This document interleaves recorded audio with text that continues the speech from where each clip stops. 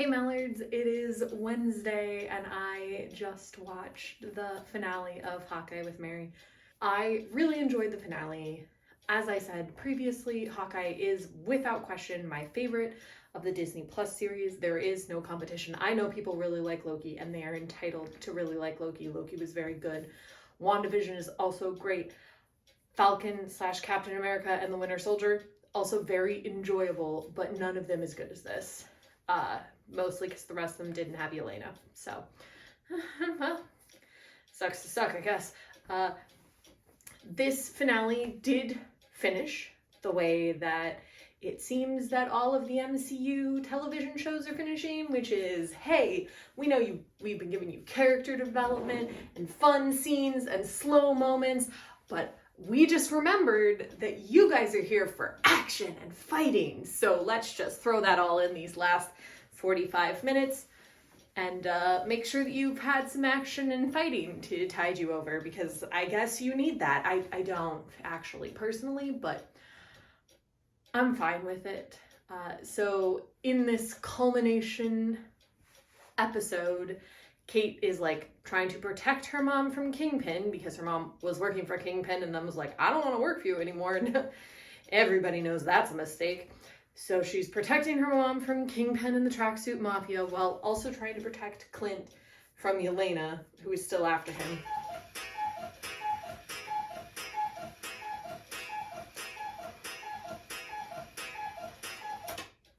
Did I get spooked by the cuckoo clock? Maybe. Is it midnight? Definitely. Anyway, where was I? Yelena is still after Clint to kill him, and it turns out that Jack is maybe not a bad guy, which I'm okay with because, like, the swordsman in the comics is kind of a good guy, so I like him coming out of the woods and doing just fine. And also, the LARPer friends are all there, pretending to be waiters at this fancy party, but really, there for protection, and I thought that that was pretty dope. And in true Marvel fashion, well, everyone except for Loki, Kate and Clint got cool new costumes for the end of this episode. And they're pretty cool. I like them a lot. Kate's costume doesn't have those weird side holes that her costume has in the comics, and I'm pleased that that is not the case.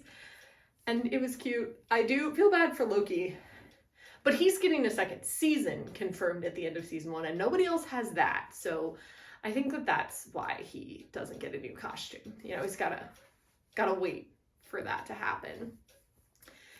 Anyway, so that all winds up, and Clint ends up able to talk to Yelena, and everybody goes home for Christmas. And it's cute and sweet and aw, isn't it great? And it was great. Like, Vincent D'Onofrio back as Kingpin was cool. He is just as bamf as he was in that entire series. Like, he gets hit by a car and gets back up, but Kate manages to hold her own against him, and watching that whole fight was really cool. Like, watching Kate just get pushed down and get back up again and again and again really speaks to the sort of idea of Hawkeye as a character and Kate's tenacity herself. And I really enjoyed that scene. My other favorite moment from the whole thing is when Yelena shows up at the party to kill Clint, and she and Kate are sort of like chasing each other around, and she gets into the elevator and kicks Kate out so she can't get in, and then Kate slides in at the last moment, and then she keeps trying to reach for the buttons because they're going to the 12th floor. She keeps trying to reach for the buttons, and Yelena is like slapping her away and all sorts of crazy stuff like that. And they do some like flips and kicks and spins, and then Kate's dress comes off to reveal her awesome Hawkeye outfit, and Yelena's like, oh, did you plan that? And Kate's like, yeah, totally. No, I didn't. And then she pushes all the buttons, and then she's proceeding to chase Yelena through the building, trying to stop her at every turn from getting to Clint, and they just have really cute and quippy conversations. Like, I hope that they end up being great friends. I would love a Yelena on the Young Avengers team that has Kate Bishop. I recognize that Yelena is normally not a Young Avengers, but they have made Florence like young enough compared to the others that I feel like she would work on this team. This version of Yelena would be fun on the Young Avengers team, and do I want that way more than I want her to work with John Walker? Yes. Hey, John Walker. It would be okay if he didn't come back, even though he's totally coming back, but like, I'd be fine with no more US agent. Like, he's gonna come back, and that's okay, and I'm gonna deal with it, but like, I would love it if Yelena was not on that team and was instead a member of the Young Avengers. I think that'd be great. But they do have this wonderful moment where Kate's like, come on, we shouldn't be doing this. You know, it's almost Christmas. We should go out for a drink. And Yelena's like, that sounds great. Just let me kill Clint Barton and then we'll go. And I was thinking, this is so true. Like, Yelena is totally the type of person who would kill Clint Barton and then ask Kate to go out for a drink and then be confused when Kate didn't want to go out for a drink. And so Florence Pugh is God's gift to the MCU, and Yelena's character is super fun, and her interactions with Kate are just delightful. So that entire arc was really nice. Meanwhile, over in column B, Maya is having some internal struggles with the whole idea that Kingpin, who she's thought of as her uncle, actually killed her father. And so she's trying to decide what to do there. And she ends up deciding to go murder the tracksuit mafia people. And then she's facing off against Kingpin in an alley with a gun, and we hear a shot and the sound of something falling, but we don't get to see that because they maybe haven't decided if they just brought Vincent D'Onofrio back for one episode only to murder him. I don't know. Like, I'm a little sad if that is what happened, but also maybe he didn't want to do stuff anymore, but they were like, listen, we really want to tie this whole Kingpin thing in, so like, will you come back for this episode? And he was like, yeah, if you murder me. So who knows? There's also a great part where Clint says, Kate, you walked away from facing down the Kingpin. Not many people can say that. And I was like, I can think of like 2, I guess. And I'm pretty sure Matt Murdock had to be carried away. He didn't walk. So 1, and it's Kate Bishop, which is pretty bamf. So that's what's happening with Maya. That's sort of what's happening with Clint. When Yelena and Clint finally face off, they do have a lovely moment where Clint's like, Natasha talked about you all the time, which sure, if you tell me that's true, it's a bummer that nobody showed it. Oh, that's because they didn't think about making a Black Widow film and introducing this character in the dynamics until after they'd murdered her. Sorry, after she'd sacrificed herself in the other films. How unfortunate. But they did have a cute moment where they got to talk and where Yelena finally accepted the truth that Nat sacrificed herself, and that's all I'd wanted. And then I was really hoping that Clint would invite Yelena to Christmas, but he didn't. He invited Kate, and that's also fine because Kate coming home for Christmas is really cute, and she'd just gotten her mom arrested for all of the nefarious things her mother had done. And her mother was like, is this what a hero does, arrest their mom on Christmas? And I told Mary, actually, usually a hero just watches their parents die, but I guess this works too. And so she went to the Bartons for Christmas, and that was cute. And those are all the things that I really enjoyed, really liked, had a great time with. And also, the main set of fights were really fun. Watching the LARPers fight people, watching Jack use his sword, and Kate finally getting to use some trick arrows, which they made, and then she labeled with a little label maker so she'd know what they were, which is also really cute. And then she got to use some of them in her fight against Kingpin. They used them in a fight that they had at the ice rink against the whole tracksuit mafia. There was a really adorable owl. I stan that owl for sure. I don't know if it'll come up again. I don't know of any Marvel characters who necessarily have like an owl friend, but if one of them does, let me know. I'd love it if that owl was like actually a friend who just picked up the little tiny car with the tracksuit mafia in it and carried away. But there's all of that, and a Christmas tree falling with Clint in it, and Kate scaling the side of a building, and all of that fun stuff that I really enjoyed, and it was a great finale episode. And then there are two things that I did not enjoy at all. The first is that they get back to Clint's and he has the watch and he gives it to Laura and she flips it over and it has the SHIELD logo and it says 19. And Agent 19 is Mockingbird, usually Bobby Morris, who is one of Hawkeye's like paramours and wife in the comics, but her name is not Laura. And also Bobby Morris, Mockingbird, exists in the MCU because she's a major character in Agents of S.H.I.E.L.D. And so I really need somebody soon, very soon, to tell me that Agent 19 is a legacy title and that Mockingbird is a legacy title. So like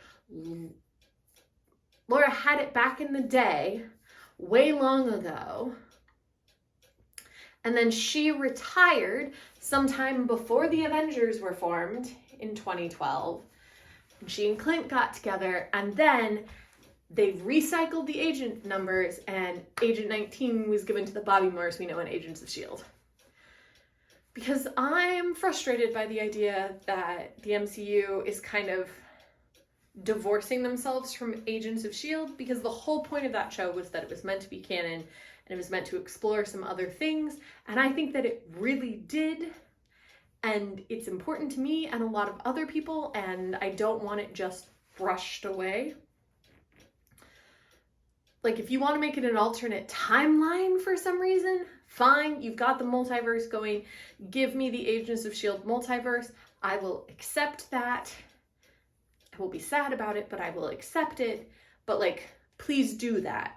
Otherwise, you're just doing a lot of weird things like rebranding the Darkhold and turning like Clint's wife into Agent 19 that I'm not a big fan of.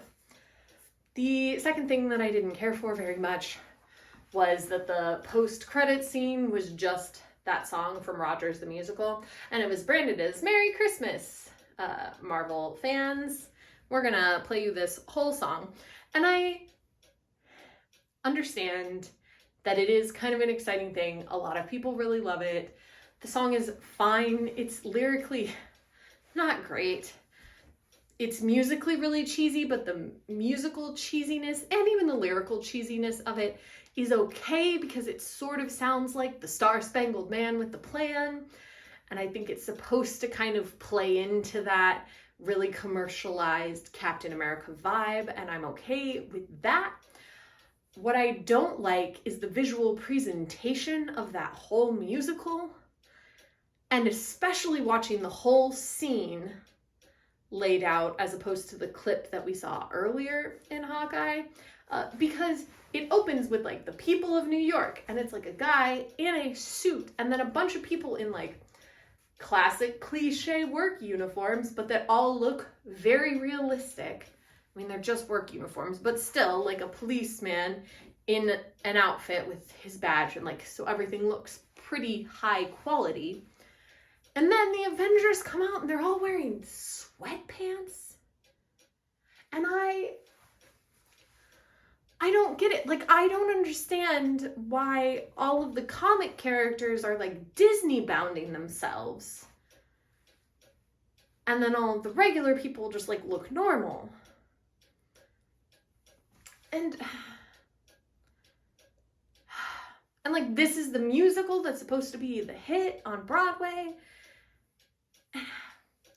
And like, if sweatpants were your choice, right? So the whole thing is we are doing like comfort casual on Broadway.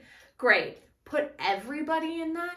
You could do like a sweatsuit sort of cop uniform. You know, you could like go to that aesthetic, I guess, in the same way you've done it with everybody else, you know, make that kind of casual look the thing. But instead you put some random New Yorker in a suit and you put Avengers era 3-piece suit or die Tony Stark in sweatpants and like a little jacket. I'm just saying. It's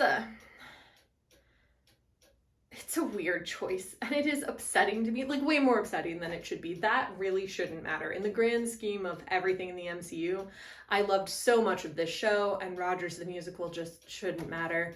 But I think TikTok ruined me, because the Rogers the Musical marquee was in one of the Hawkeye trailers, and then TikTok was like, bet, we will make all of the songs. And the songs on TikTok are great. They're like songs for a real emotional driven musical created by people with a true personal connection to these characters. And I Can Do This All Day is a cheesy song that calls back some of the themes of Star Spangled Man with a Plan, has really, like, is just created in a very farcical fashion. And I can see a world where the commercialization of the idea of Captain America becomes some sort of farcical style production like that. I just don't see one where they wear sweatpants. And that's my 2 cents and probably 6 minutes just on that. This video is way long. I'm definitely not gonna edit it. So enjoy that, and I'll see you tomorrow.